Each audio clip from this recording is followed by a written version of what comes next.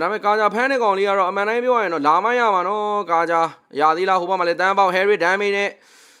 အကောင်းဆုံးတော့ကာနေသေးတယ် Varo the Guardian လေးနဲ့ပြေးဖို့ကြိုးစားမယ်တန်းပေါက်လွတ်မြောက်သွားနေပဲ Cree လေးကတော့ဝင်လာပြီ Zian Manipulation ပေးမှာလား Harry ထုမယ် CC Captain ကောတော့မစွမ်းဆောင် Winter Crown ကြောင့်မတန်းသေးသွားနေ Cree လေးတစ်ကောင်နဲ့တန်းဖို့တော့ကြိုးစားမယ်တန်းပေါက်အဲ့တော့ကာထားသေးတယ်ဒါပေမဲ့မလုံလောက်ခဲ့ဘူး Cree တောက်ထက်လာပြီအောင်လမ်းမှာလည်းလော်ကြီးကတော့တော်တော်ကြီးလိုနေခဲ့နေမနောက်ဆုံးမှာ Lon Crystal Throw တော့ Zaman Phone နဲ့တူရိုက်ချိုးသွားနေပဲ YG သူတို့အတွက် M7 ကိုတွားရောက်ခွင့်ဟာတပွဲသားလေးနိုင်မှုလိုပါတော့တယ်ခုချိန်မှာတော့ 3Z ဆိုတဲ့ Resident နဲ့ Tin 7ကိုတော့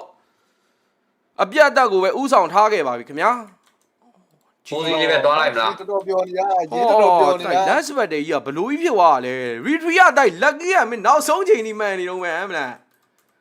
ဟုတ်တယ်ဟိုကိုလေးပေါ်တက်သွားတာလို့ Fredrin ကလေးပေါ်တက်သွား Fredrin လေးပေါ်တက်သွားတဲ့နောက်တစ်ခုဘာသွားတယ်လဲဆိုတော့ Join က Retreat ပေါက်ပြီးပြီးချင်း17က Join ကိုခုံထုတာနှစ်ချက်လားပဲထုသွားပဲဖိုးစီလိုက်မလားဖိုးစီလိုက်မလားဟောအဲ့ Divine Judgment ကြီးကလည်းလာတယ်ကွာငါ OB မြင်းနေထင်းနေတာမလားချက်ကြည့်ဟမ်နော်မင်းလောက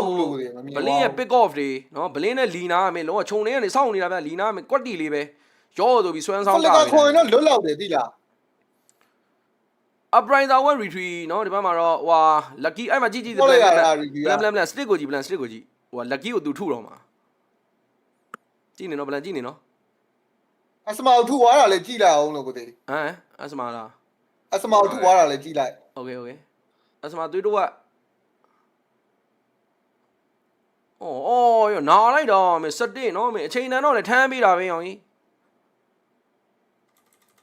ကာကြောင်ကြီး